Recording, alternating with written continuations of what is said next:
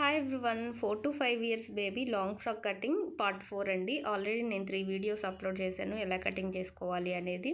మనం body part వరకు cutting అనేది మెయిన్ ఫ్యాబ్రిక్ ఇంకా లైనింగ్ ఫ్యాబ్రిక్ కట్ చేసుకున్నాం కదా. ఇప్పుడు బాటమ్ పార్ట్ కోసం ఇలా ఫోల్డ్ చేసుకోవాలి లైనింగ్ ఫ్యాబ్రిక్ని. ఫస్ట్ మనం బాటమ్ పార్ట్ కోసం లైనింగ్ ఫ్యాబ్రిక్ని 2 మీటర్స్ అయినా లేదంటే 2.5 మీటర్స్ అయినా యూజ్ చేయొచ్చు. ఈ విధంగా ఫస్ట్ మనం ఒక ఫోల్డ్ చేసుకున్న తర్వాత మళ్ళీ దాన్ని ఇలా ట్రయాంగిల్ షేప్లో ఫోల్డింగ్ అనేది చేసుకోవాలి. ఇలా ఫోల్డ్ చేసుకున్న తర్వాత మనకి వేస్ట్ లూజ్ ఎంత వచ్చింది దాన్ని బేస్ చేసుకొని మనము ఇక్కడ మెజర్ చేసుకొని కటింగ్ అనేది చేసుకోవాల్సి ఉంటుందండి.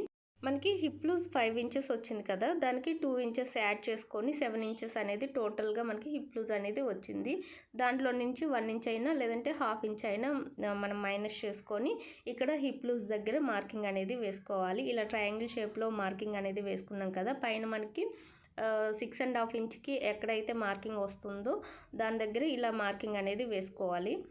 ఇలా మనం 6.5 ఇంచ్ దగ్గర మార్కింగ్ అయినా వేసుకోవచ్చు, లేదంటే మనం ముందుగా కట్ చేసుకున్న బాడీ పార్ట్ ఉంది కదా, ఆ బాడీ పార్ట్ని దీని మీద ప్లేస్ చేసుకొని మార్కింగ్ అయినా వేసుకోవచ్చు. ఈ రెండిట్లో ఎలా వేసుకున్నా మనకి ఎగ్జాక్ట్ మార్కింగ్ అయితే వస్తుంది.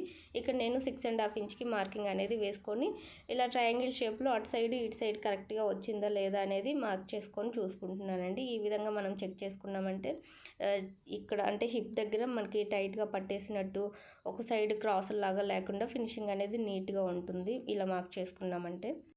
ఇక్కడ మనకి ఫుల్ లాంగ్ ఫ్రాక్ లెంత్ వచ్చేసి 30 ఇంచెస్, దాంట్లో నుంచి 10 ఇంచెస్ బాడీ పార్ట్ కోసం తీసుకున్నాను, మిగతా 20 ఇంచెస్ బాటమ్ పార్ట్ కోసం మార్కింగ్ అనేది వేసుకోవాలి. ఇది మనం లైనింగ్ కట్ చేస్తున్నాం కదా, 20 ఇంచెస్ కాకుండా 20లో నుంచి ఒక 2 ఇంచెస్ మైనస్ చేసుకోవాలి. 18 ఇంచెస్కి మార్కింగ్ అనేది లెంత్కి మార్కింగ్ అనేది చేసుకుంటే మనకి ఎగ్జాక్ట్గా సరిపోతుందండి.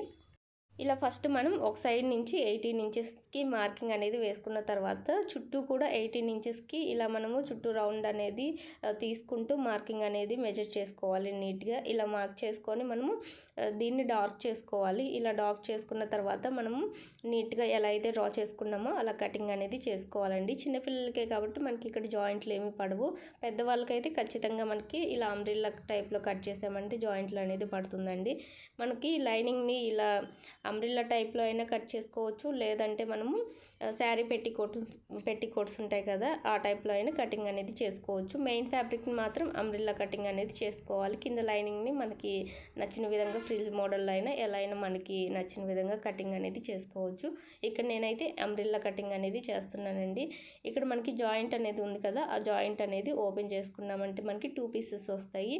ఫ్రంట్ సైడ్ ఒకటి, బ్యాక్ సైడ్ ఒకటి, ఇలా 2 పీసెస్ అనేది సపరేట్ చేసుకోవాలి. ఈ లైనింగ్ ఫ్యాబ్రిక్ని బేస్ చేసుకొని మెయిన్ ఫ్యాబ్రిక్ని ఎలా కట్